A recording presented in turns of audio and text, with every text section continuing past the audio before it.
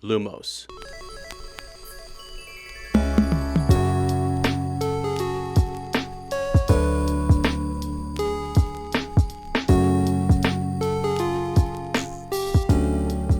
Hello friends, welcome back to Shell Cottage Radio. I'm your host and secret keeper, Ezra, aka Bill, also known as Sir Ezra the Watchful, History of Magic Professor, the Flannel Wizard, obviously, yours truly, me. Please welcome your lovely design witch, the fascination of this year, Tri-Wizard champion herself, my wonderful co-host and yours, Lottie, aka Fleur. Hallo und einen wunderschönen guten Tag. It's so good to have you back in our beautiful little cottage on the outskirts of Tinworth. Kommt rein und macht's euch gemütlich. Welcome to episode 113, in which we discuss Harry Potter and the Goblet of Fire. This week we'll talk about chapter 30, the Pensieve. We'll give you a quick life update with our homemade cottage ketchup, feed our brains with important trivia knowledge, and then dive head on into our chapter summary audio experience. And I know my husband really likes mustard, but we're going to do some cottage ketchup. We have to do some ketchup. We don't. That looks really cool. He just put on some glasses. There's a glare, and I wanted you to see, because my wife has never seen this, okay? I once upon a time had glasses back in the day, okay? And every time I recorded, and every time I did podcasting, I had to fight with the glare. Like no one's business. I had co-hosts sitting across from me, and they were just like, dude, you got to take the glasses off, right? And I took them off, and I didn't know who I was talking to anymore. I couldn't see who was in front of me. I mean, they'd be, like, I'd be talking, there was three of them. Back in the day, we had this podcast where I had me and my four buddies. The first podcast I ever did, okay? First podcast I ever did was a channel called Let's Look It Up, okay? Crazy. That's cool. Crazy. And what did you guys look up? Everything, because we knew nothing. Right? So I think we went and watched like Captain America, like the first movie, one of the first Captain America movies. We came back. It was my buddy Tom, Mike, Matt, and me. Okay? Yeah. And I just remember getting hassled because the glare on my glasses was, look at that right now. Look at that glare. That glare was so bad that they just, I can see it, yeah. So then I had to take them off. And then I was like talking to who I thought was Thomas. And then Thomas was like, I'm actually Matt. And I'm like, oh, dude, sorry, man. I can't. I mean, they were across the table from me. I couldn't see who I was referring to. It was that bad. So, you know when Harry Potter takes his glasses off and, like, anytime he loses them, it's just, like, his power level drops by, like, 10 decimals, you know? Yeah, like, he can't see a daggone thing. And then Hermione's like, wow, Harry, how do you, you know? She, like, looks through the glasses, like, oh, my God. Yeah. That was me. That was me back in the day. Wow. I mean, I'm not that bad, actually. I just like to play it up, you know. But there we go. Sorry, I just wanted my wife to see me with those glasses on and see the glare. I was on Up Talkin' Tolkien 2 nights ago with my buddy Lane, and I decided to put those on because anytime I want to become like more, you know, professor-like or more studious or have some prestige, I feel like the glasses kind of carry an extra level of like, oh, that guy's kind of smart. That guy, he's wearing glasses. I can trust that guy. I think he knows what he's talking about. So I know, right? Dumbledore wears them, right? He's the most powerful, smartest wizard in the wizarding world. So there you go. Isn't it a thing though that the movie made sure that only Dumbledore and then only Harry, out of all kids, only Harry wears glasses, so that is the distinction, like his signature, basically. Probably, and also, if you think about this, I think Moaning Myrtle, I think she had glasses. True. Never mind. So I think she had them. But if you think about it, I believe Daniel Radcliffe. Yeah. Well, otherwise we don't have any kids wearing glasses, I think. Right, and I think it's because, like, as Daniel Radcliffe let us know, like, there was no glass in his glasses. Yeah. Because you could see that. You could see that. You could see it, yeah. I mean, and there were certain times where they would put it in for reflections off of his, you know, like with the spells in Deathly Hallows or whatever. Like, they definitely wanted to kind of, you know, make it look cool, and they had probably a bigger budget to deal with the glare on his glasses. So I thought that was kind of funny. Yeah. But anyway, we are here doing a little cottage catch-up. I got a lot I want to say, so I'm going to start with Fleur. First of all, how are you doing over there? Oh, wow. Schnookums? I don't have a ton That's fine. Say. That's why I wanted to get to you real quick and just check on you.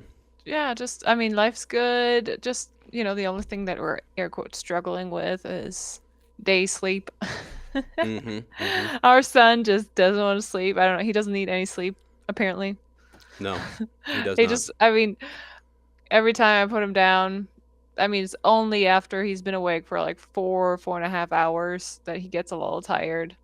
He takes a nap for 30, 40 minutes. He opens his eyes and he's wide awake. Yeah. What's going on? Okay, let's play. Let's go. I want to go. He has so much energy. He's got FOMO. I know. It's so cool. I love him so much. I know. But I was hoping for a little bit more time during the day to get things done. Yep, he kind of controls the time turners around here. So I mean, he does. Yeah. They're not time turners. I thought we're not getting any more time. Or this the opposite of that. Wow, that would be actually. Could you really imagine? cool as a parent having a time turner just to get a few more things done? But it's trippy. Then you use it too often, and yeah. Yeah. But sometimes you wish you had one just for a few hours, just like 2 more hours, okay? Right. Even to get caught up on sleep. Yeah, that would be cool. It'd be cool. I wonder if they do. I wonder if they do something like that. Well.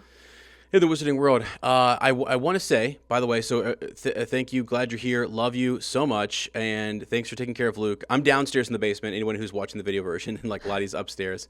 We're back to this little setup. I'm still working on the garage, tinkering away. I didn't like it. I like the aesthetic down here. And it's just, I don't know. We'll see how it goes. But so if you see. It looks really good. Like your shot looks awesome. I like it down here. I need to put like a little like something Harry Potter or Lord of the Rings or Star Wars over here. Oh yeah, it's actually you have 3 posters on the wall, but they're like right next to you where you can't see them. Right, they're over here, they're in front of me, right? Yeah. So I need something kind of back here to fill up this space, and then behind me I have this unfinished shelf which I've never gotten to. One day I hope that it maybe holds like, I don't know, like a glowing elder wand, like the master wand maybe as I have here, or it has like I'm thinking Sting from Lord of the Rings, or one of my lightsabers, some swords to protect the house, right? To protect the cottage. Bill needs he needs to have something up on the wall so he can grab it very quickly. Something epic. So yeah, something kind of epic. So as we get in here though, I want to start with something. I haven't done this in a long time. I've been going through updating the feed over on Spotify, and I'm having so much fun doing that because I'm going back through all the old videos. I'm making little like ambience videos, I'm making clips. And shout out to anybody who's new to the podcast and has popped in from Spotify. Welcome to Shell Cottage, because welcome. I did not realize it was going to do that much for us in terms of podcasting. So it's like the impressions and putting it out there, it's pushing us to new people. And so I'm having a blast doing it. But along the way, I'm looking at those clips and I was just like, oh my God, I probably have about 4 or 5 ideas for extendable ear editions now that I want to talk to Lottie about. That's awesome. I think we're going to do it just sitting on the couch and those are audio only, so we don't have to do video for those, which is nice. But we're going to use our new little, what are these called? Mini mics. Yeah. The mini mics, the DJI microphones. They're sick, by the way. If you're ever looking for a good microphone for whatever you're doing in life, and if you need something like that, a little clip-on. It just connects to your phone. You don't even have to have a what do you have down there for to capture all the audio? Like I have an audio interface, and I've got you don't need none of that. No. If you just I think it comes in. You can buy a pair, so if you want to do like interviews or podcasting with someone else, that works. Or if you just need one and your phone, that's all you need. Yeah, they're really cool. I mean, if you check out Lottie's YouTube channel. What YouTube? What are you talking about? Oh my God. She's got a YouTube channel, and it's pretty sick, by the way. But she uses that microphone on there all the time. It's wonderful. It's for crocheters, so if you're interested in crocheting, then only that one's for you.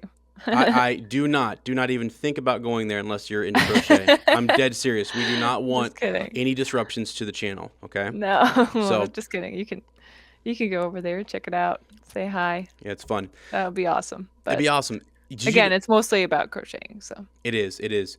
I noticed, too, when we did Goblet of Fire and looking back at all those old clips, because we're at the end here. We have 6 more chapters to go after today.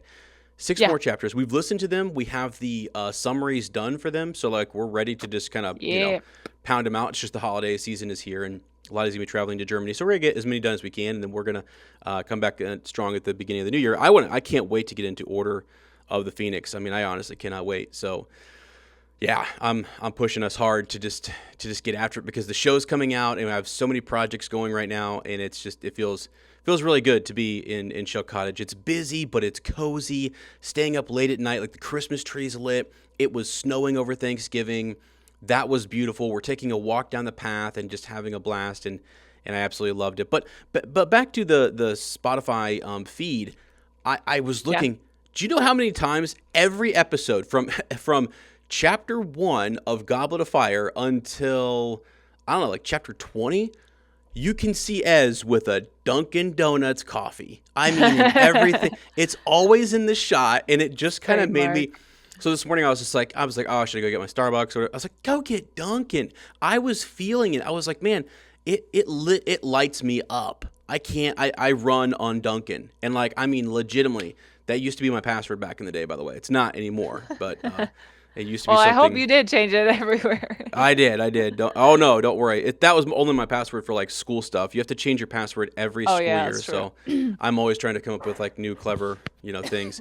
I think I'm going to go with cockroach cluster at some point. I like that. Because like I'm looking at maybe some of the Harry Potter stuff. That's perfect. It'll help me like when trivia comes up and they ask me to go on to the Harry Potter trivia show, which, by the way, why haven't they brought that back? HBO, why have they not brought back like an annual Harry Potter trivia thing? That was maybe it didn't have as many views as they hoped. I don't know. That was epic though. It was. I liked it. Thoroughly enjoyed it, and it was fun to kind of meet some other content creators who were, really into it and stuff. But yeah, okay. So a couple things. Just looking back at that feed, and then we're doing the show in segments here. So as long as Luke is still enjoying his playpen, then we're okay. But I was looking back, and at one point we made some pretty redunculous claims about like Fred and George Weasley using prophecy, using divination to make their bet on the Quidditch World Cup.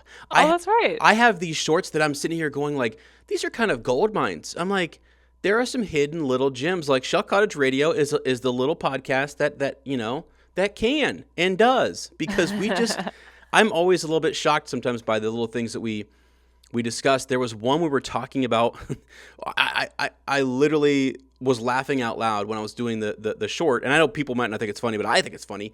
You asked the question, could Petunia cast love protection over Dudley? Oh, yeah. And I just started losing it again. And I was like, I remember I could watch myself on the podcast go like, in all my years, I never thought Arthur Weasley would be casting Avada Kedavra.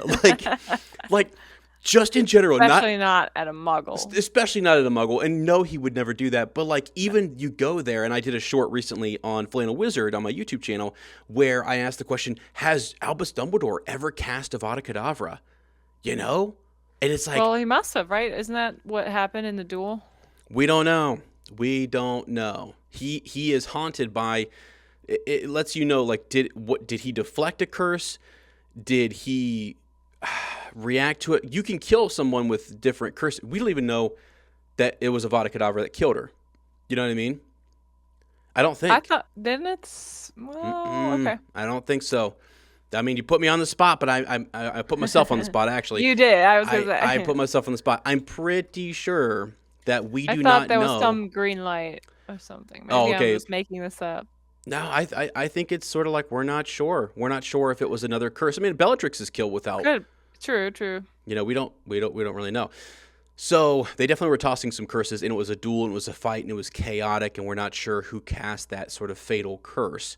And obviously then she has her obscurial form, and she's, kind of imploding. But anyways, all that to say, I really enjoyed going back through our feed over the last year and looking back at us in our apartment and going like, wow, Shell Cottage Radio, we blitzed through the first 3 books. Blitz. By the way, did you guys know that Donner and Blitzen is thunder and lightning? Did you guys know that in German? Donner and Blitzen, thunder and lightning. So there you go. So there's your. I love when we toss a little German into this podcast. Merry Christmas. Merry Christmas. Happy December. Yeah. Almost. Anyway, so I was going back through, and so many different things. Like we talked about the Black Forest party coming to the Quidditch World Cup, and we had all these little Germans coming in, and I was trying to talk German, and it was like wo ist the tent? What did I say tent again in German? Zelt? Wo ist das Zelt? Yeah, like where's my tent? Like where should we go? Yeah. We were kind of like pretending we were like the Germans coming in the port key right behind. Oh, okay. It was just cool to kind of go back down memory lane for me, I guess. The last couple of nights I've just been up watching ambience videos, looking at the Christmas tree, updating that feed, getting new links in. And so to any of our faithful individuals who've just been listening over the years, we love you guys. So happy that you're still here. We got people from Up Talking Tolkien who are like wanting to pop back in, and I don't know. I love this podcast. I love it so much. Me It's too. so wholesome. It's so good. Our audio summaries, I just have fun making. The last one that we did, I loved it. Oh, it was so good. Shout out, toot my own horn. Typically Lottie does them, but Ez has started to kind of take over on some of those, and I thought they were. I mean, hey, as the magic, it was flowing. It was just I was in the in the I know, moment. it's so fun. It's actually so fun to create those experiences.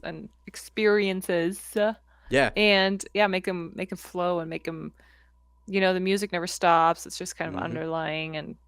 But it changes. Like I learned from you. It changes the mood. Yeah, I used to just want to put one in and think, okay, well that one kind of fits, and it only fits the beginning of the chapter. You have this nice, happy, bright music, but then Harry falls into a trance and divination. It's like, well, okay, and it's a trance about Lord Voldemort and like the Eagle Owl. So like we need to change the music there, and it was radical. So anyway, I don't know. I feel like I'm just all over the place right now. All I want to say is like I've been doing these big deep dives back into Harry Potter, getting the YouTube channel going again, and I love it, guys. I love it. I cannot wait for the show to come out. I was looking at some of the news. I'm starting to look at like HBO Harry Potter series news, and the only thing it's kind of dry right now. We're in a dry spell. There was some stuff with the Nicholas Flamel things and whatnot, and again, shout out to us. Lottie brought up at one point Nicholas Flamel. Could he have been a Triwizard champion? She brought that up years ago.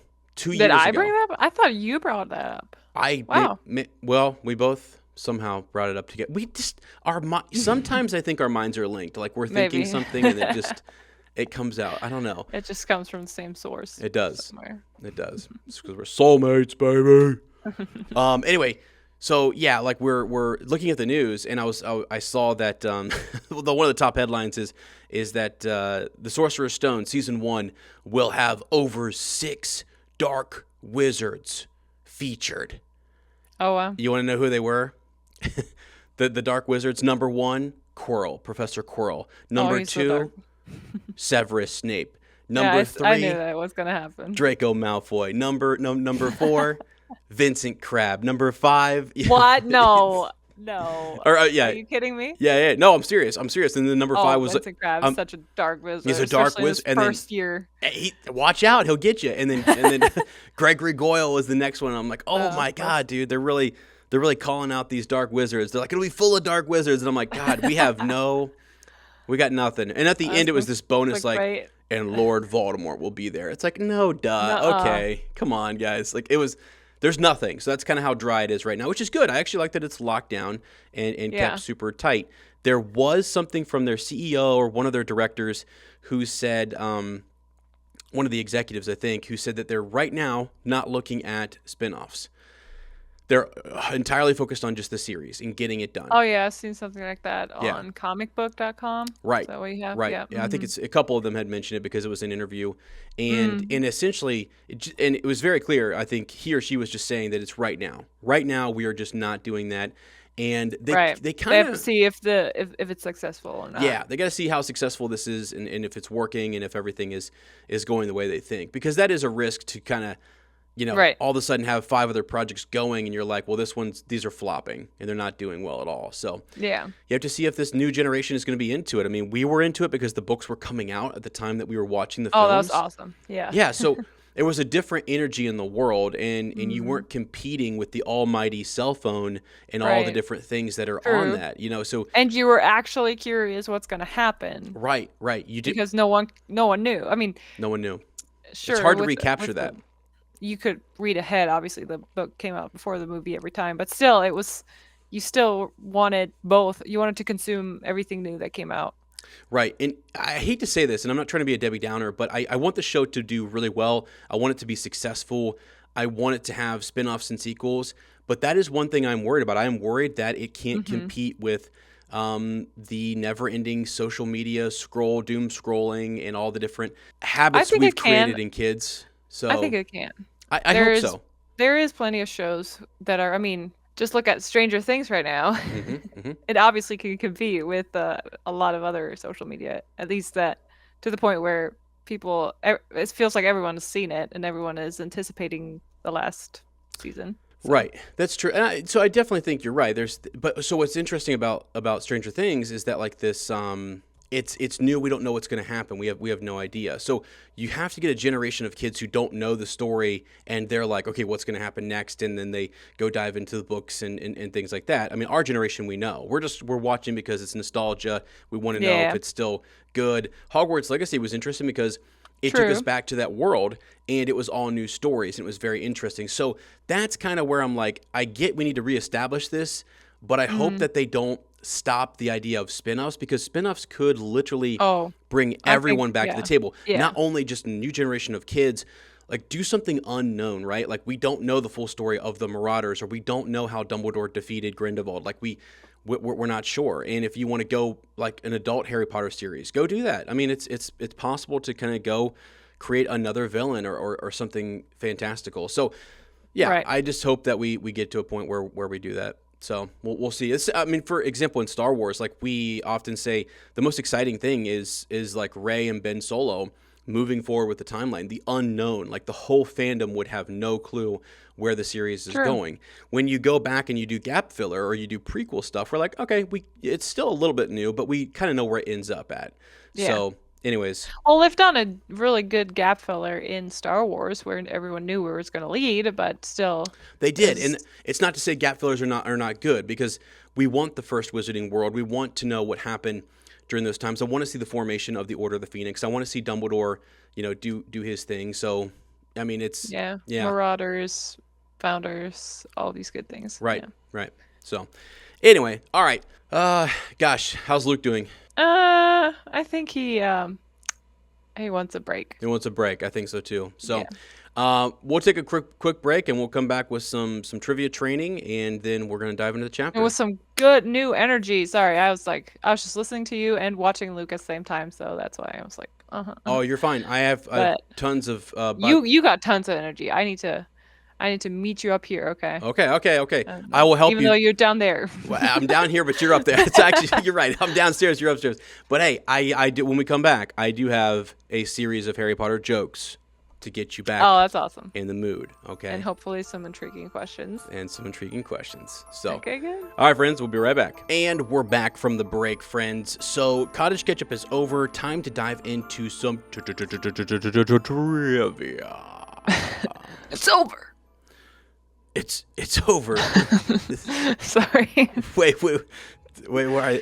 Who says that? You just said it. Oh, I thought you were quoting from like the movie, because like there's like any movie you can think of that someone says that it's over. Like, which movie is it? Yeah, it's one of 100. Okay, I know. I don't know. It just. Hey. Happened in my mind. It just happened to remind me. We're going to do trivia, and then afterwards, I have a couple jokes I want to share with friends. Okay. I love it. Jokes, but we got to get serious. We have to get real serious about trivia today. Where is he? Well, he's he's waiting. I think he's waiting in Dumbledore's. No, that's later. He's still in the cave. Yeah. In this chapter, he's not there yet. So we've been reading ahead. We've been reading. We have. We're ready to go. So, okay. Do you want to go first? Or do you want me to go first? With a question? So do I have one? Do you have one question for me? I have one. I have two, technically. So. Okay, so I have one from here, and then like the game. You have to think of one from the chapter. Okay, I have one. Okay, good. Okay. All right, let's go two each. Let me go first with this one. Okay. What type of spell does Hermione cast on Harry when they are caught by snatchers? Oh. It's a stinging jinx, right? Wow, you are. Did it actually say sting? It says stinging jinx. How do I make it focus? I don't know, but I'm gonna. I want to show you on camera that it does say that. Stinging jinx. Is it focusing? I see it. Yeah, I see it there. Stinging jinx. That is Let's incredible go. to me. I would not have guessed that. Yeah, I don't know, man. There's just something about me and trivia and my smarts and my wisdom Oh, and wait, my knowledge. let me just. I'm So you joking. got I'm joking, 30, everybody. Sorry about 31. that. No, you're a wizard. Hey, I'm in the lead. I gotta say, I think it was. I was again going through the old clips and I found something funny. There was a moment where we were talking about trivia, and I was saying how competitive Fleur actually is. Okay, and I was saying that I said, guys, if there was a competition right now as to who could sleep the longest, Lottie would enter a coma right now. She would just coma. She would hibernation, just like that's just how competitive you are. They're like, oh wait, to win, it's who can sleep the longest. Hibernation time, and you would just. That's so funny. Actually, fun story. When I was a kid, I always thought how cool it would be if people, like humans, would do like a winter sleep thing, like hibernation. Yeah. During the winter, like some animals do, and you just stock your fridge, and you just go to bed and you just sleep, and sometimes you wake up, you go to the fridge, get some food, and you go back to sleep for the whole winter. And I thought that would be pretty cool. Yeah, it actually would be. It would be. That might be my Christmas break coming up. I have 2 weeks off. And I think that's going to be what I'm doing. You're going to be in Germany. I'm going to be here just on the couch, just sleep, eat. I might get on the elliptical machine and then, edit. We'll see. It's going to be a good time. Yeah. I'm going to be Sorry. sad. I'm going to be really sad, but you better call me every day. So. Sorry to have derailed you. Sorry. Go ahead. Oh, no, you're fine. You're fine. Okay. So, here we go. Moving on. Ready for my question? Mm-hmm. Who becomes the Minister for Magic after Rufus Scrimgeour's death? Dun, da, da, da. Kingsley. Nah, there's somebody in between. Nuh-uh, really? Yeah, I mean, they have a whole movie where, Wait, after Scrimgeour. Oh, yeah, sorry, yeah, of course, the Death Eater, whose name is. His name is. It's not a thin name. It's not a thin name that you wouldn't remember. Pious Thickness. I don't know if that counts. You helped me a lot. I mean, you did say Kingsley. I'm not trying to be, Yeah, it's not guys, she gets competitive. She gets competitive. So we got to be careful. No, yeah, it's. I'm being honest though. Like that was not a point for me. Okay. Yeah, Pious Thickness. See, sometimes I just need a letter. I talked to Sarah about this, Sarah Smith. Yeah. When I can't think of a name, just give me the letter. Or if nobody can give me the letter and I try to remember somebody's name, I will go through the alphabet and like kind of feel like which letter sounds right as the first letter. Really? And she says, I do that too. And we're like, oh my God. Didn't know anyone else does that, but yeah. So yeah, okay, no point for me. And then, my next question is kind of a lame question because I think you should know that if you read the chapter. Okay. My question is, how exactly does Harry find the Pensieve in this chapter? Like, how does he notice it? That's my question. I think it's just because Dumbledore left it open, like a crack in the cabinet. Well, I want the exact answer. How did he notice it? Like, how did it catch his attention is the right question. Glowing. It was glowing. It was a light coming from it, right? Okay. No, what was it? It's okay. I can miss one. I'm down to what? Give me the exact answer. So he looked at. There's the Sorting Hat, and then there's the Sword of Gryffindor, Godric Gryffindor, and the sword is in a glass. What do you call it? Glass container, like a glass. Yeah. Thing. Like cabinet or something. Yeah. In that glass, he sees a shimmer, and then he turns around and sees the cabinet open with the Pensieve. Okay. Yeah. Well, I don't get it then. That's fine. If mine didn't count, then maybe yours. Oh, see how she is, guys. You see how she is, man. Wow. It's okay though. Even if I get my next question right, you're still in the lead. Okay, good. So here's my question. You ready? It's from the chapter. Which of the Death Eaters that Karkaroff mentions took a bit of Moody in terms of took a piece of him, like caused a scar or a chunk of his nose to go missing? I think I know that. Do you? Okay. Yeah. Was it Evan Rosier? Yes, it was. Yeah. Good job. Ding, ding, ding, ding. Yes. Yay! I know this because I did some deep digging on the Death Eaters. So. Oh, did you really? Okay. We're gonna learn a little bit about one or two of them. Let's go. That's awesome. So I get a point. All right. Yay! So the score is 31 for Fleur, 31.5 for the opposition. Oh, for the opposition. See, guys, you see? I'm telling you, like, we don't do many competitions For the in enemy. this house because Lottie would just be like, rah, rah, rah, rah, rah. No, just kidding. She's a I'm monster happy that I for have. you. Did you just call your wife a monster? Guys, calm down. You need to feed this beast. You called her a beast? What is? He's got a problem. He is in the doghouse. But no, seriously, I love your competitive nature. You know? Oh, thanks. Like, it's one of those things when I was a kid that, like, It used to be way worse. So. yeah, I was competitive for sure too as a kid, and definitely always wanted to win. But I think, like, the Lord, the Great Spirit, Eru Ilavatar had to teach me a lesson or something, because I was on so many losing teams, it wasn't even funny. Like, it wasn't even funny. I was like the MVP of losing teams, and I was the most valuable player, but my teams lost over and over again. So that's funny. it was crazy. We played. There's a park. There's a baseball park that I played at. There was like 3 in the town, and it's called Lamb Park. And let's just say, I was one of the top dogs at Lamb Park. I was one of the top dogs. I was good. Let's go. I freaking loved it, man. I was a star. But we won 2 games. We lost 14. Well, those 2 games must have felt really good. They were great. They were actually great. It took everything in my power to get those wins. We had guys doing handstands in the outfield. Like, one time, I'm like the catcher. I was actually catching the pitcher. Gosh. My buddy Nate's throwing, and I look out, and this guy just cracks one. You know, he cracks it out to the outfield, and here's our right fielder doing a handstand. I'm like, man, God, it's a lot. I had a lot to overcome, and God had to teach me a lesson, I think. So, yeah. Anyway, okay, hey, time for some jokes. You ready for this? Some Harry Potter jokes? I'm always ready for Harry Potter jokes. Okay, good. Wake me up in the middle of the night, unless I just fell back asleep after feeding Lukey. I was gonna say, I don't think you mean that at all. Otherwise, you can always wake me up and tell me a Potter joke. Mama's got to get her sleep. You know that's not true. She is definitely, yeah. I'm not falling for that trap. Okay. Why is Mad-Eye Moody such a bad professor? Because he's always moody. Because he can't control his pupils. You know, get it? His pupils, his eye. He's got his mad eye. Okay, it's good. These are kind of lame. I'm not gonna lie. So, yeah. But he's okay.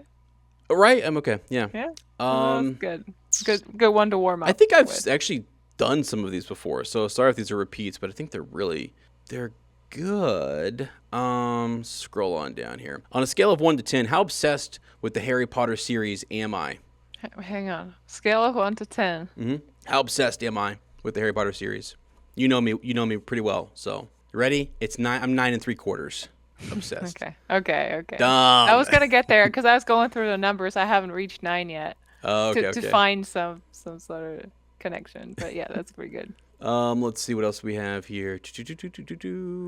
Oh, these are really bad. Like lame, or they're just lame. Yeah, I thought they'd be better, and I just pulled them up last second here. Okay. Why doesn't Snape teach herbology? This is wait. bad. Yeah, no, we've heard this one before. That's bad. I feel like I'm always like, why do you read these? They're just because he doesn't have his lily or something. Yeah, because his lily died. Moving on.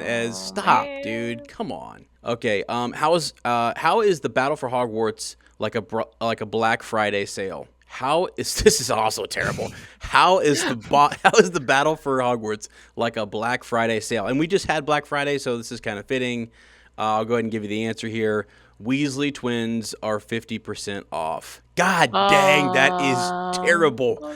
That is terrible. Who wrote these jokes? This is not. I'm done with this website. I will proofread these in the future. I am so sorry, friends.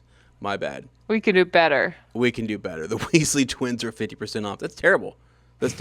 You wouldn't expect that from Shell Cottage, and I apologize. Anyway, all right.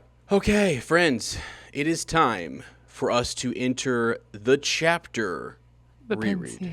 Chapter 30, The Pensieve. Harry is still dying to tell his headmaster about the vision he just had, and he enters Dumbledore's office, which is occupied by Moody, Cornelius Fudge, and Dumbledore himself. Fudge greets Harry cheerfully and immediately brings up the night that Mr. Crouch appeared on the grounds. Harry admits he didn't see Madame Maxine and points out that she'd be hard to miss. Fudge looks uncomfortable and Dumbledore steps in, announcing they're heading outside to examine the grounds where all of the commotion happened last night. Before leaving, he tells Harry to wait for his return. Once the door closes, Harry listens to Moody's wooden leg clunking down the stairs and then looks around the quiet office. He says hello to Fawkes the Phoenix, who blinks at him from his golden perch. Harry sits and watches the portraits of past headmasters snoring in their frames, thinking about his dream and the conversations he overheard. His scar no longer hurts, which helps him calm down. As he looks around, he notices the sorting hat and the sword of Gryffindor in its glass case. While staring at it, a patch of silvery light that seems to be coming from a different source glimmers across the glass. Harry turns and sees that the cabinet behind him is slightly open. Inside is a shallow stone basin filled with a strange, moving silver substance. It doesn't look like water or gas, just something swirling on its own. Curious, Harry leans closer and taps it with his wand. The surface begins spinning quickly and turns transparent. He expects to see the bottom of the basin, but instead he sees a large, underground room. Torches burn along the walls and rows of witches and wizards sit on high benches. A single chair stands in the center, fitted with chains. Trying to get a better look, Harry leans too far, touches the surface with his nose, and suddenly falls forward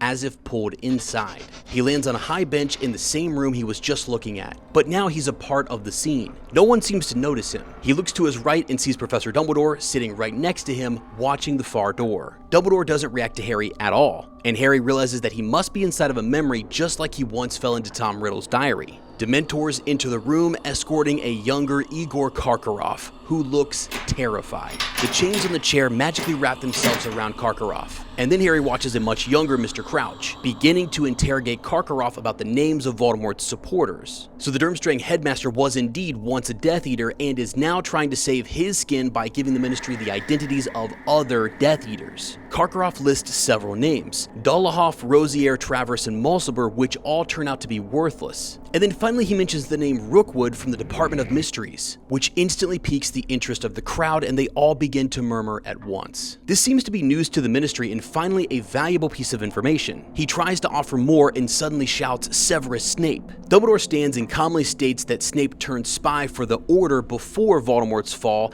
and has been cleared. Crouch orders Karkaroff back to Azkaban while they review his case. The scene fades. It reforms into another trial. This time the atmosphere is more relaxed. Rita Skeeter sits among the crowd with her acid green quill. A much younger Ludo Bagman enters and sits in the chair, looking nervous but not restrained. Crouch reads the charges against him for passing information to Voldemort's supporters. Bagman insists that he had no idea he was helping the wrong side and says that Rookwood misled him. The crowd is on Bagman's side and even congratulate him on a recent Quidditch performance. When Crouch calls for a vote to imprison him, no one raises their hand.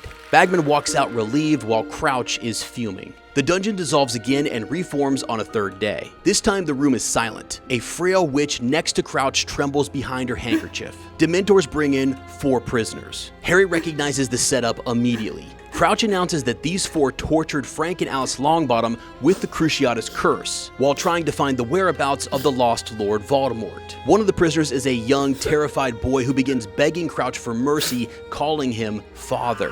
Crouch ignores him and demands a life sentence in Azkaban. The room erupts into approval. The woman among the prisoners boldly claims the Dark Lord will rise again. The boy, Barty Crouch Jr., screams and struggles as the Dementors are approaching to take him to Azkaban.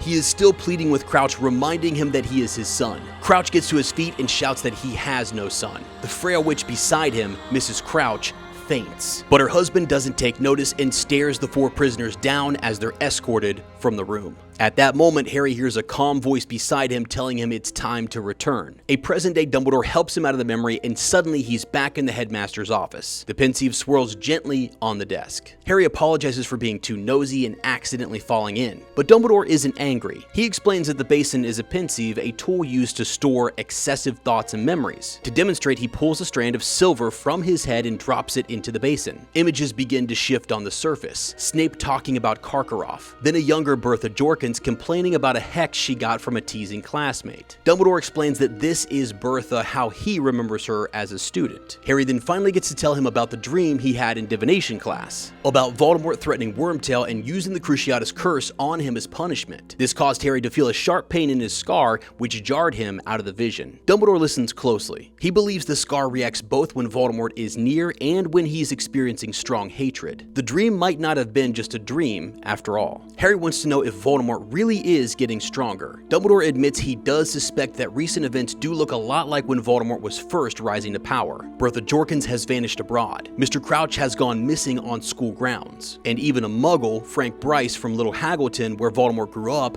disappeared last summer. All three incidents happened in places connected to Voldemort, which causes Dumbledore to believe there must be a connection between these events. However, the Ministry under the leadership of Cornelius Fudge doubts that there is any reason for concern. Harry then asks about the trials that he saw in the Pensieve. Dumbledore confirms that Neville's parents, Frank and Alice Longbottom, were tortured into madness, and they now live at St. Mungo's and are unable to recognize their own son. But whether Barty Crouch Jr. was truly involved in their torture, Dumbledore himself admits that he doesn't know. Harry, though hesitant to bring it up, wants to know about Bagman and Snape being involved with Death Eater activities. Dumbledore assures him that neither has shown any dark side behavior since the war. But when Harry asks why Dumbledore trusts especially Snape, Dumbledore simply says that the matter is between him and Snape alone. As it is time to go and Harry reaches the door, Dumbledore gently asks him to not share anything about Neville's parents. It's Neville's story to tell. Harry agrees. Dumbledore stands over the Pensieve's pale glow and wishes Harry good luck on the third task. Wow, this is the last time they talk, I think, before this third task, and with that ominous feeling, something's going on, right? Right. It's kind of crazy. It is crazy. I mean, so it's like there was a lot in this chapter. There's a lot of. It's a cool way to go get like backstory, right? So in Chamber, I think she does such a great job because in Chamber you get to go back into Tom Riddle's diary. You get to go back and Harry instantly recognizes that this is a memory. Right. And I think it's such a cool way to explore things. You and I, before we even get into the chapter discussion, as we were listening to this, I thought of some really cool theories and shorts and ways to kind of go get, more from memories. And I was telling you that I think, between Tonks and Lupin, right before the Battle of Hogwarts, I think as they're having a moment, they're sharing this might be it. I believe they put some memories down. I believe that they extracted some of their own memories, their fondest memories for little Teddy, just in case they didn't make it back. And I think whether it was in a vial with their tears, or they pulled them and put them in their own Pensieve, or some way of storing them, but clearly witches and wizards can do that. And I felt like there's so much more story you can tell now just by going into memories and having them to look into. Like, we have a whole chapter full of just memories. We'll get another chapter later in the series, very famously, with Snape's memories, right? So these are big chapters and big moments. I feel like, yes, it is. And I feel like the Pensieve is not an everyday object. I mean, I feel like it would be cool because now being parents, or just in general, if you have really cool memories and you get married, you graduate, you win a competition, all these good things, or you have a child that's growing up, how cool would it be to extract some of those memories and just be able to actually immerse yourself in them again and watch them like that again? But I think then everybody would have one. It's almost like, a camera, like back in the day when camera and phone were separate things and people had a camera for that. I think if it was an object that was easy to come by, then everyone would have one. But I think it's a rare object to have one of them. And there's multiple ways, like you said, to put your memory in something. Like Riddle did it with his magical diary. And I was wondering if the Pensieve only shows memories, or if you can extract, because you can think about things that haven't happened. So I can imagine things. Can I extract that thought, put it in the Pensieve, and then watch what I imagine? Well, what's interesting is that they actually call in this chapter what Harry's experiencing, or when Dumbledore explains it, he says, so these are your thoughts. And that's actually, I think it's like, I have to pull up the quote here. I'll see if I can find it, but that's I'm pretty sure what he says. He calls them his thoughts. And Yeah, it's sort of that's like, what made me think, like, is it just memories or can it be yeah, you thinking about something, it could just be, I don't know. Yeah, I think it's a little bit more because we have thoughts in our mind about things, but it's not, we might not actually be expressing them out loud to an empty room, right? So maybe Dumbledore does have some thoughts that he wants to kind of keep like a list or something in there. The way I look at it though is more likely it's just memories. It's actually trying to get like your experience, your sensory experience and what happened around you. Um, Oh, and okay. that's the way I interpret it, Yeah. but it I is got it is the strange that So I yeah. got the quote here. Sorry. So it says it starts with the pensive. Dumbledore explains what it is. He says, "I sometimes find, and I'm sure you know the feeling, that I simply have too many thoughts and memories crammed into my mind." Hmm. Harry says, couldn't really say that he ever felt this way. "At these times," said Dumbledore, indicating the stone basin, "I use the pensieve. One simply siphons the excess thoughts from one's mind, pours them into the basin, and examines them at one's leisure. It becomes easier to spot patterns and links. You understand when they are in this form." And then Harry says, "You mean this stuff is your thoughts?" Dumbledore says, "Certainly. Let me show you." So, there you have it. Yeah, so he says it's his thoughts, memories. I know we kind of it seem a little bit interchangeable, but it seems like there's more. I don't know. It I seems feel like like you they could could be different. extract any thought, is my opinion. Sure, I guess even because when Slughorn gives up his memory of what actually happened, it's He altered important.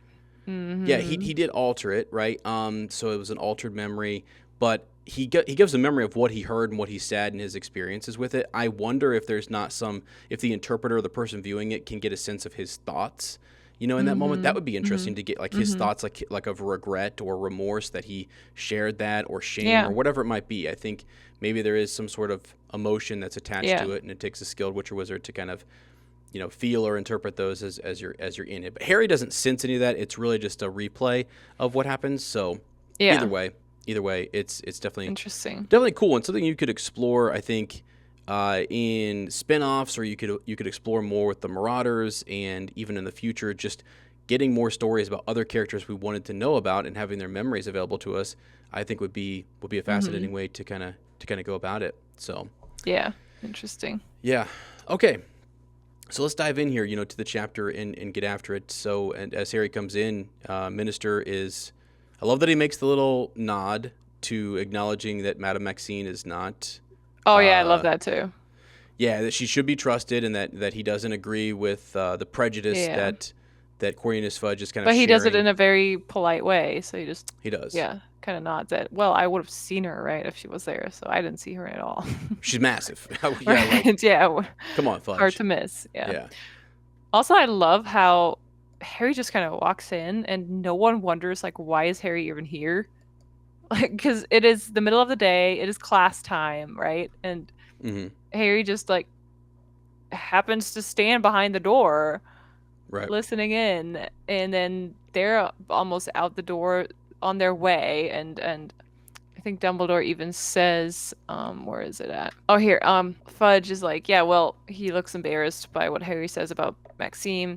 And then, we're about to go for a short walk on the grounds, Harry. If you'll excuse us, to change the topic, perhaps if you just go back to your class. They just want to send Harry back to class. And Harry says, well, I wanted to talk to you, Professor. So no one wonders why Harry Potter is just standing there in the middle of the day. I thought it was funny. Sorry. Yeah, no, I mean, maybe it's just, maybe Dumbledore gets more visitors than we think, and it's just people coming to Tattletale or something, who knows. I can go ahead and tell you from experience that in the principal's office, it's packed. It's packed down there, and I'm always just like, God, what is everybody doing down here in the main office? It's a thing now that kids just wander around and like, can we go to the bathroom? Can we go for a lap? Right. They just go for a walk in the school. They end up talking to every teacher that has planning and every admin that is available, and no one even says, like, aren't you supposed to be in class? Right. Like, where are you supposed to be right now? I feel like that's not how it was in Hogwarts back then. No, yeah. And I mean, he is the chosen one, so it seems like there's a little favoritism going on. Like, they're not really questioning where he's supposed to be and stuff, but yeah, for sure. So, and then he's left alone, which is interesting, shows some trust from Dumbledore that he's going to leave him alone. And also, is it trust, or did he want to have this conversation? Were there things that he accidentally wanted him to see? You know, Dumbledore has, at the end of this chapter, he will say, when they talk about Snape, that he's not going to, that's a matter between him and Snape. He's not going to explain why he trusts him or anything because Snape had him promise. But what Dumbledore could do is at least leave that Pensieve cracked, and if Harry Potter stumbles into some sort of memory, and the memory is about him and Snape, well, Snape, I didn't tell him, right? I didn't do this. The boy happened to find it. If Dumbledore actually wants Harry to know in this moment. No. I just more mean that like Snape is more trustworthy than we think, because the fact that Harry can't trust him and that everyone is always suspicious of Snape is what kind of makes things more difficult for the Golden Trio later on. Like they have more trouble than they should, because they simply can't get over their prejudice and their understanding of Snape and his remorse, and they don't understand how he's connected to his mother, none of that stuff. So, and Dumbledore, I mean, it would be much easier if they could just share that, right? Everyone would be on the same page. Again, we don't have a story then, which is the whole point. Snape makes him swear. And it's also pride on Snape's side, Yeah, I don't think Dumbledore would intentionally be like, I'm going to leave those really sensitive memories on the surface floating around, because clearly Harry saw memories that Dumbledore had just been interacting recently. with. Right. Right. And so some of that comes down to the courtroom, and it comes down to, and it's interesting, think about the memories that we do see.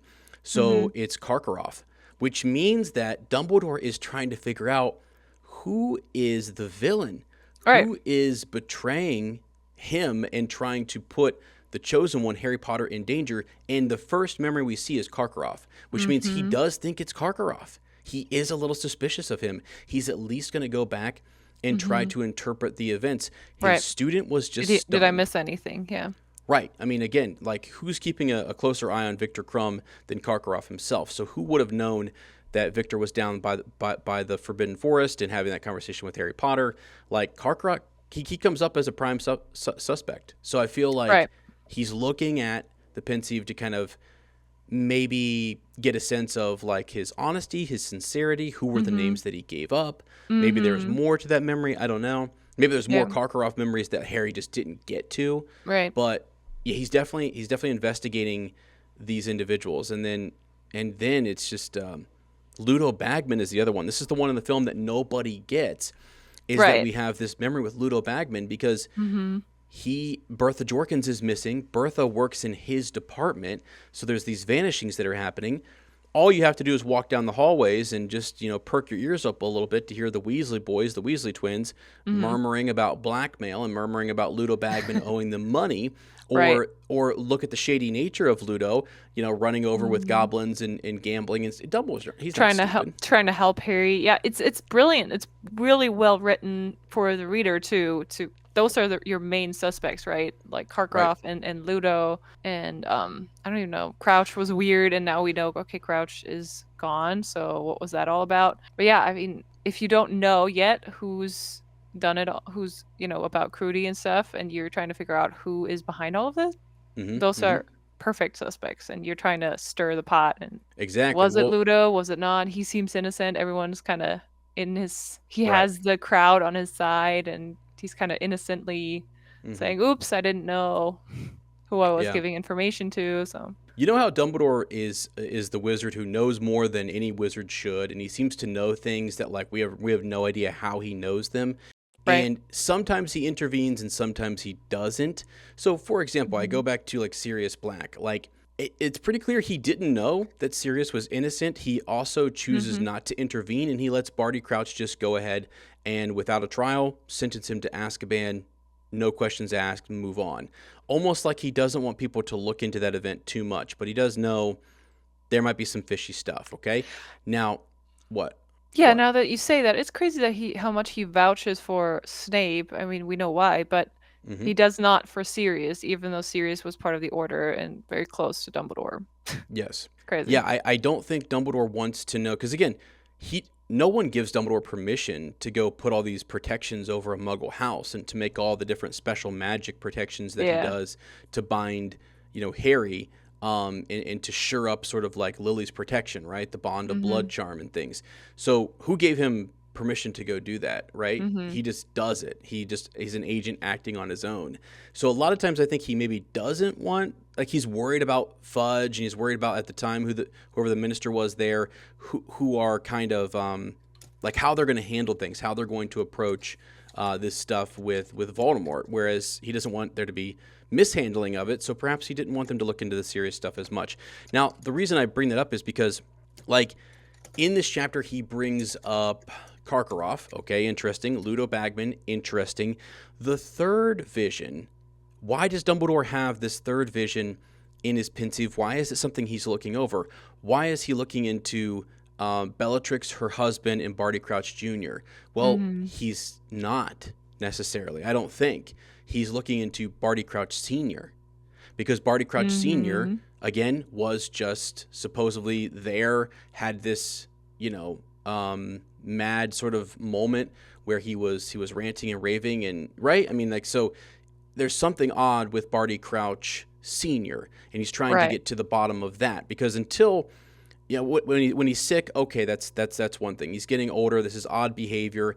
Dumbledore's starting to notice it, but it's kind of in that order. It's like Karkaroff is odd. Pay attention to him. Ludo Bagman's odd, and now Barty Crouch Sr. is acting strange too. So his focus is on Sr., but he does not yet suspect Barty Crouch Jr. And that's the big reveal later on, or does he? I think sometimes Dumbledore, again, even if he suspected, let's say for a second that he suspected something was wrong in that trial, and that he thought this was all a facade, and Barty Crouch Sr. was putting on some show, and that maybe there was more going on. He doesn't intervene. There's just times where Dumbledore is just like, we're not going to look any further into it. He just sort of lets it happen. Maybe it is a bit of a punishment for this boy, like whatever. So I found that to be... He doesn't know, if he's innocent or not. Right. I mean, Dumbledore could look into a lot of things. It's just, where does he put his resources? Where is he going to put his mind? And already he's so taxed anyways that he's using the Pensieve to, like, relieve the pressure in his mind so he can go through his memories again. So I love how Harry's like, no, I don't know what that feels like. Right. He can't really relate as a, teenager. Yeah, preteen. No, he's a teenager. But I wonder if Harry ever, as an adult, thought back to that moment and was like, okay, now I know what Dumbledore meant. Right. Crazy. Did you know? Yeah. Did you know that this is the same courtroom that Harry has his hearing next year? At the beginning of next year. Yeah. Yeah. Because he remembers when he enters the room that he's been here before. Yeah. So that's pretty cool. Yeah, it's definitely very cool. Okay, let's go over. I don't know. You stop me, take us wherever you want. But I think it's interesting just when we get to the memories here that Karkaroff must have been. He must have really been in. He must have really been. Yeah. To know so many names. To know so many names and to be a Death Eater like this, he definitely, like, how he gets out is simply, like, he's a bad guy who strikes a deal. Right? Right. He's betraying his Death Eater colleagues, if you will. Right. I'm imagining how this works is that Karkaroff is in Azkaban and he starts to kind of like scream out or yell, or whenever people come by, he makes sure that ministry officials hear him saying, I have other names.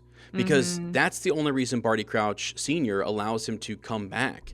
Yeah. Otherwise, it's just send him to Azkaban and be done with it. Like, who really gets to, like, make a plea? Like, Sirius doesn't get that. I mean, Sirius doesn't, like, say he's a Death Eater. He doesn't try to, get out of this in any way. He thinks it's, like, punishment for messing up and all that kind of stuff. But, like, other people, as far as we know, don't try this, right? And so I thought that was interesting. He must be in deep. Karkaroff must have been a pretty bad dude. And there's probably a whole backstory to him that's I guess he does regret it and there is remorse, but he definitely plays it up to in his favor. So and it's so interesting again, like it's so different from how the movie does it. The movie kind of shortens this whole scene by just having Karkaroff spit out Barty Crouch Jr.'s name, and he's just seems to be among the crowd, just a bystander or watching the trial of Karkaroff. Whereas in the book, Right. it's so different. We see 3 different trials, and one of them is just Karkaroff trying to spit out names. And then we have Ludo Bagman, and then we have the 4 people who were apparently involved in torturing Alice and Frank Longbottom. So when Karkaroff walks, Karkaroff, by the way, is also escorted by Dementors, and we get another reminder how much Dumbledore dislikes the Dementors. Like Moody is, I don't know, telling him something about the Dementors, and he's like, "Oh yeah, I forgot, Albus, you don't like them." Yeah, I think he says something to the effect of like, "Give us the names and send them right on back," and he calls them filth. He's like, "For filth like this," So it's just definitely crazy. Yeah. So the Dementors, Dumbledore doesn't like them, but Mad-Eye Moody is sort of like, "Yeah, I don't really care." So. I know that Dumbledore, we speculated that he sees some awful things about his sister and stuff when he gets near them. So I think that contributes to why he doesn't like them. But yeah. Yeah, I agree. Okay, so now you have a bunch of notes here about the first vision with Igor Karkaroff is very interesting because he mentions a lot of names. And so I think you want to take us through some of those names. And I love that you, in your notes, took us not just from what they did in the past, but where we're going to go in the series, because it's a good refresher. It's a reread. I want to know where they're going to show up. So give it to us. Yeah, so he mentions a couple of names, like you said. He mentions first Antonin Dolohov, Evan Rosier, Travers, which is just Travers. Malsaber is also just Malsaber. And then Augustus Rookwood. Okay, and we're going to talk about some of them in more detail, depending on what we have here. So from the wiki for Dolohov, this is what it says. He fought in the First Wizarding War, during which he tortured many muggles and wizards and witches who were not supporters of the Dark Lord. Along with 4 other Death Eaters, he participated in the murders of Fabian and Gideon Pruitt. So Molly's brothers. Dang. Molly Pruitt, now Molly Weasley. Her brothers were murdered by 5. I think it took 5 people, and one of them was Dolohov.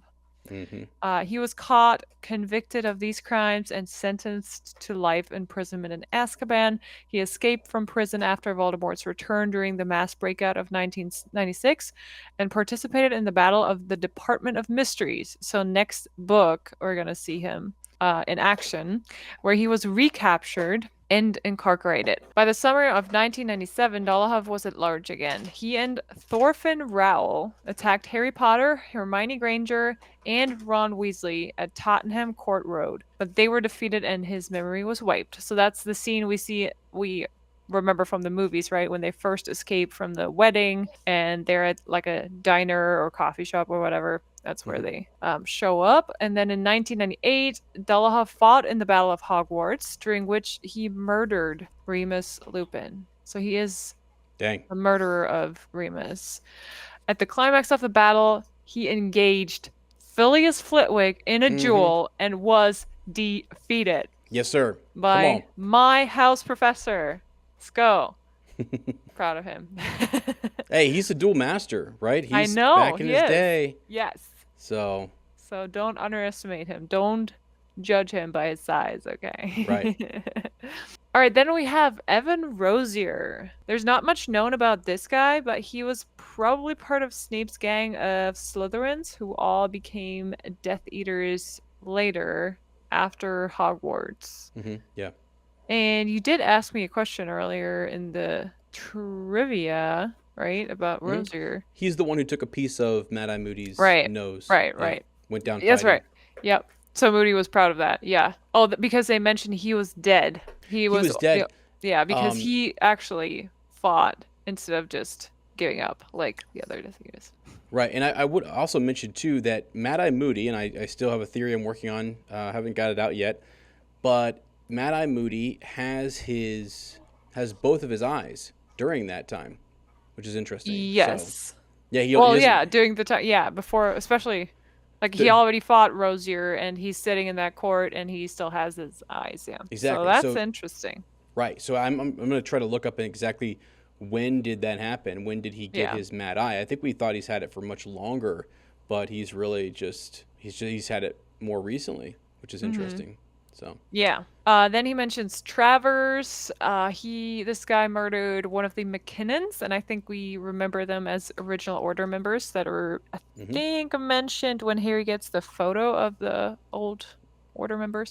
yeah, And they were completely wiped out. And Travers escaped from Azkaban after Voldemort's return in 1995 and fought in several battles of the Second Wizarding War, including the Battle of the Seven Potters, the ambush at the Lovegood House, and the Battle of Hogwarts. His ultimate fate is uncertain, so we don't know what happened to him. dang, there we go. A story for another time. Harry Potter as an Auror, chasing him down, finally getting him later in life. Yeah. Yeah, and then we have Mulciber. Mulciber attended Hogwarts School of Witchcraft and Wizardry in the 1970s. He and his friend Avery enjoyed playing cruel pranks on their fellow students, including Mary McDonald, on whom Mulciber attempted to use dark magic in the 75-76 school year. Mulciber was also acquainted with Snape, which upset Lily Evans, who was Snape's best friend at the time, and she found Mulciber's sense of humor to be very sadistic and did not understand how Severus could associate with someone like him.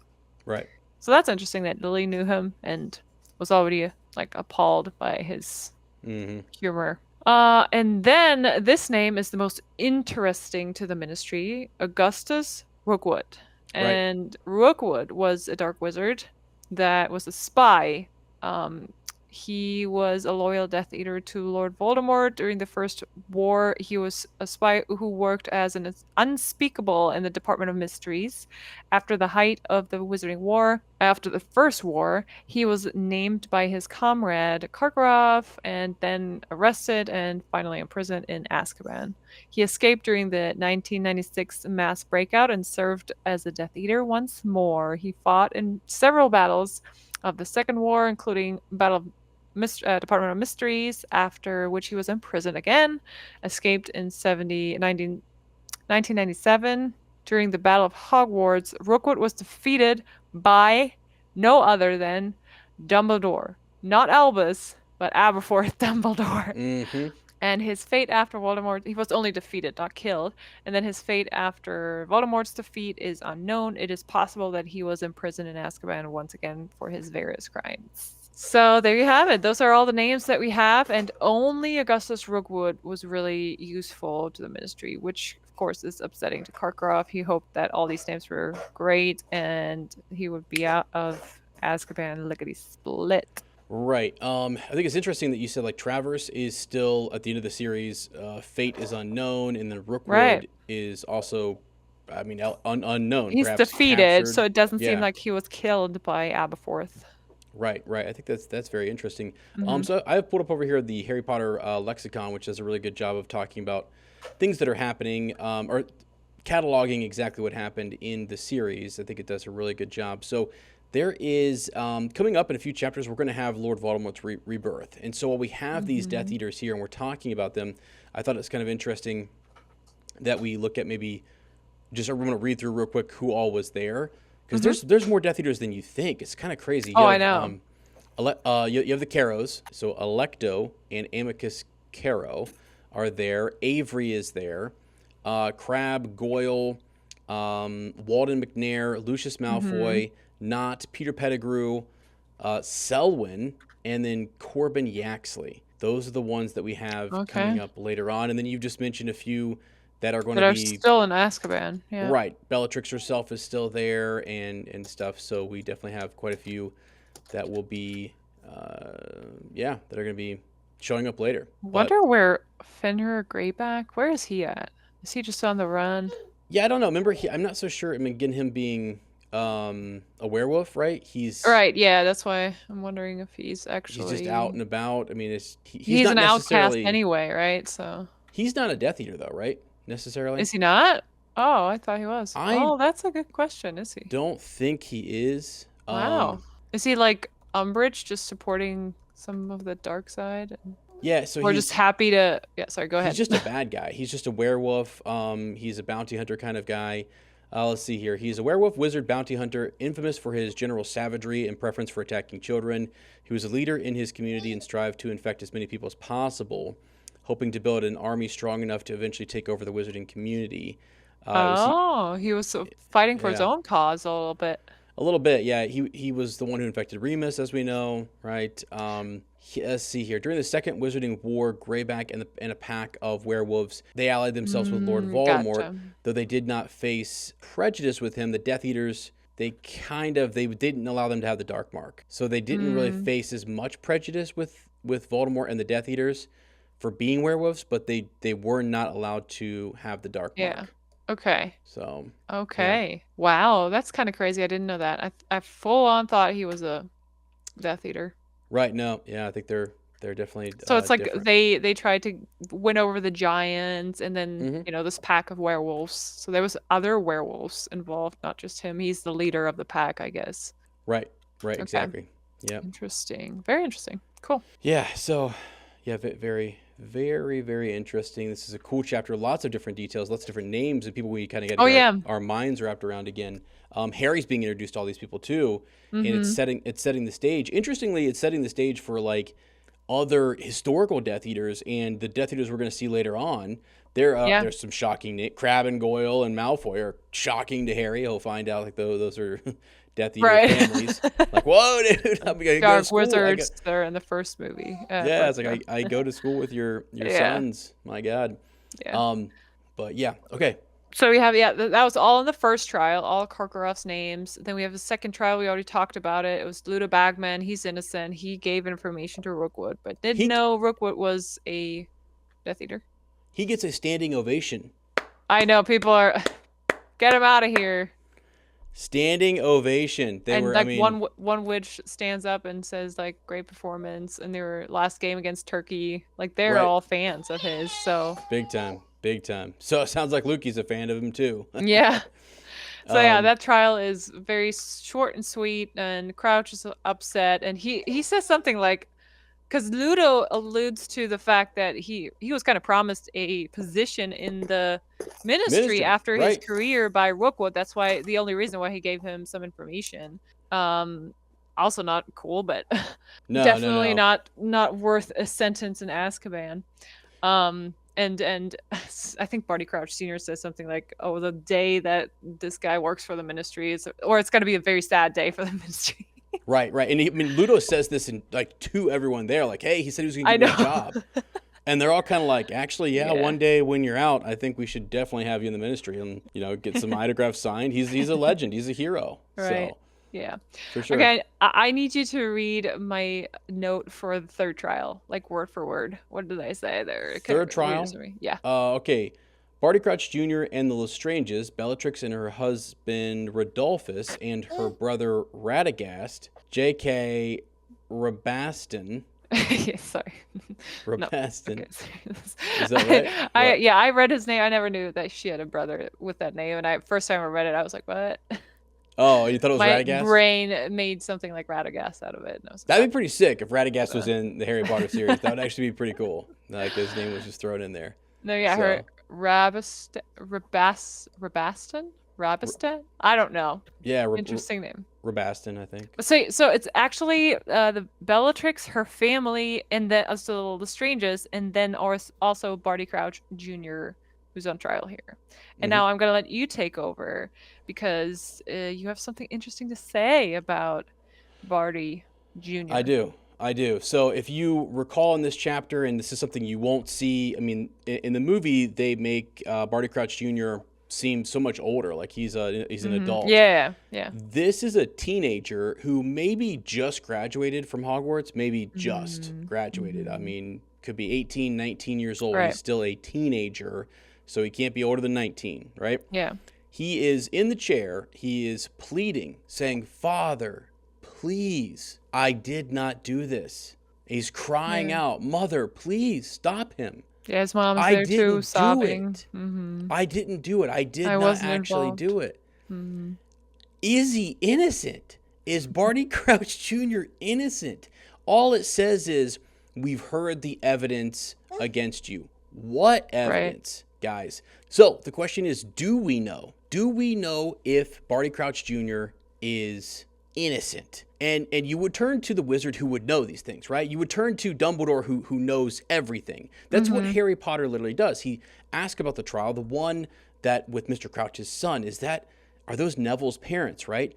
And Dumbledore says yes. He's like, that's his father, Frank. Has Neville never told you about this? Like, has he never mentioned any of this? And so he goes on to explain that Neville does go to St. Mungo's Hospital, and he goes and visits with his parents who were tortured with the Cruciatus curse, and they're insane. They've lost their minds essentially, right? Yeah. So, but Harry heard the same thing we heard, which was this pleading from this young teenager who was saying over and over, I didn't do it, right? And so he asked the question. He said, then Mr. Crouch's son, he said he might not have been involved, Harry said slowly. Dumbledore shook his head. As to that, I have no idea. Whoa. You have no... we tossed him in Azkaban. You know what I mean? Right. Like, you were on the court there. Like, I mean, if you should be sure that you're the most intelligent wizard. You're the wisest wizard in the world. Right. And you say to Harry asks you, so he insinuates Mr. Crouch's son, Barty Crouch Jr., maybe he wasn't actually involved. He's literally, I think it's over 6 or 7 times where he says, I did not do this, Father. Please. And then Dumbledore, when asked about it, he says, as to that, I have no idea. I have no idea whether he was really involved or not. That's what he says. Yeah. And so we even went to the Veritaserum chapter to see if he admits any of it. He admits. That's what I thought. Right. But he admits all these other wrongdoings, but he does not admit that one. Right? Yeah. So I give you that. So one thing we can say that's a fact, we cannot know for sure whether he did it or not. Right. My thoughts, though, are that he was involved. Okay. And I think he might have been a kid who often has already said to his parents, like, he did something bad, and then he would just beg his father, I didn't do it. It wasn't me. And Crouch Sr. has already learned, no, he's not telling the truth. And that's why he's so cold. That's my theory. I mean, he is already this whole war has left its marks on Senior and on Barty Crouch Sr. because he's grown very cold and cruel himself, right? He's fighting evil, but with very evil and bad and wrong methods. Yeah. But I do think he knows his son, and he's just I mean, he's so disappointed. In this moment, he's so emotional that he says, I have no son. You're not no son of mine. I have no son. The way, I mean, we know that Barty Crouch Jr. is a good actor. The whole year, he manages to fool Dumbledore. True. And then in this part of the book, of course, we want to get the idea of his innocence, like something is wrong. So just to make sure we don't suspect anything.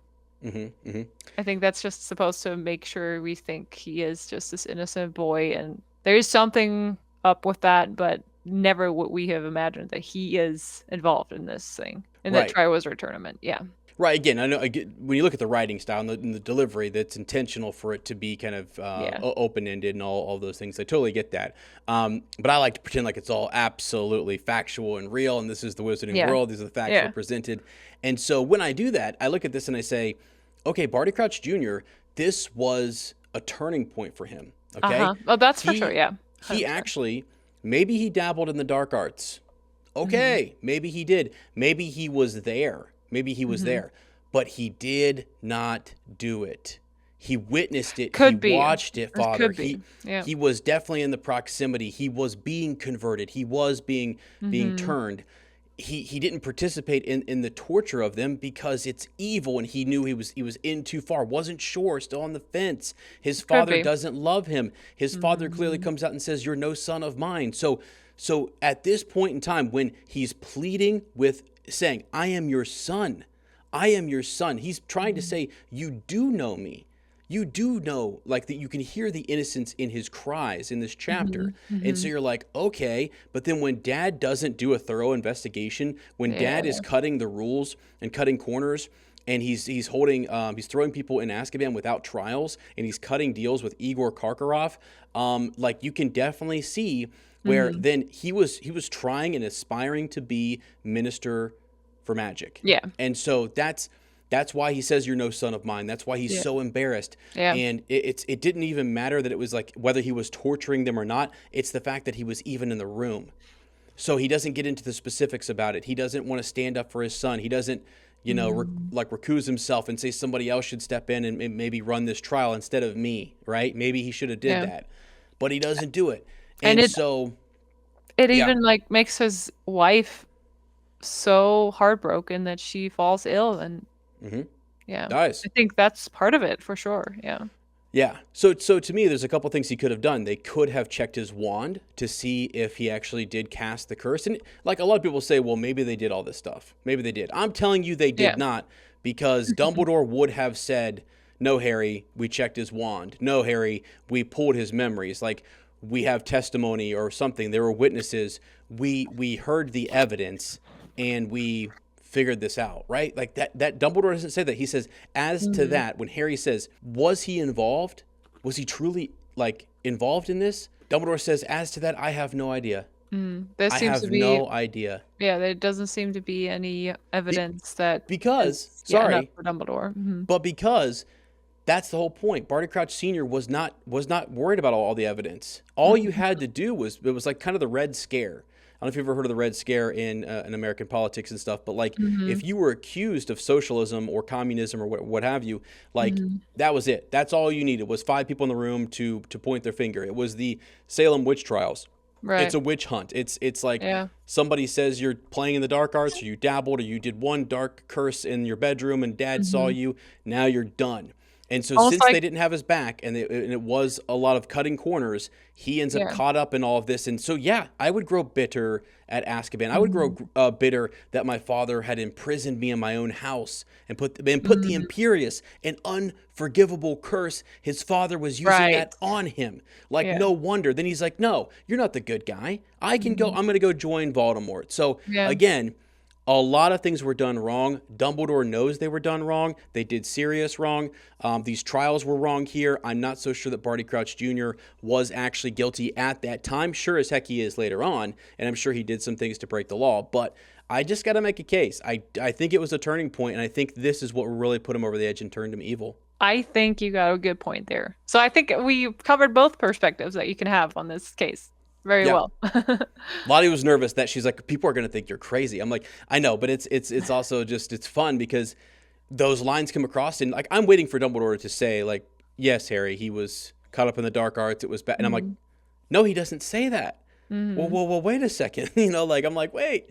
So anyway, just very interesting. And I know it's meant to be written that way. I love it. I think it's leaves all these different little mysteries and loopholes and fun things for us to kind of consider. So there we go. And then the sad end of this chapter, I'll just kind of wrap it up for us, is that we have Neville has not shared with his friends yet about his mother and father. And so Harry is stunned by that and has a lot more respect for Neville and starts to really understand who he is. And Dumbledore asks as he's leaving, to kind of keep that to himself. Like, respect Neville's right to tell you when he wants to tell you about his family.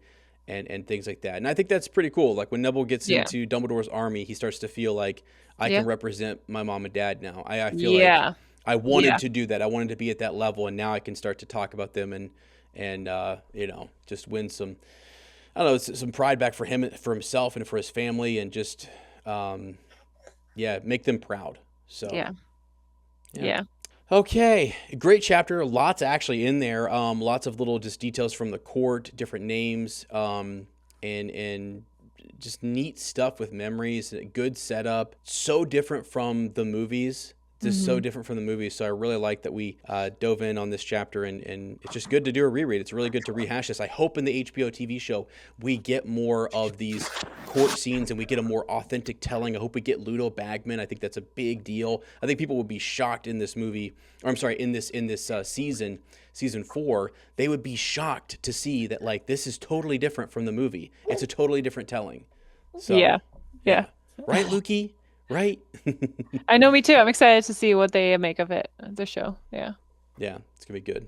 So Okay, friends. Well, hey, I again just updated some of the Patreon while we were waiting here. While Lukey had us kind of bouncing around, I was updating some of the Patreon feed, listing out some extendable ear stuff going on there for you guys. So that's our extendable ear podcast. Check it out. There's already 27 episodes posted over there, by the way. Woohoo! So that's quite a few episodes. I didn't realize we had that many.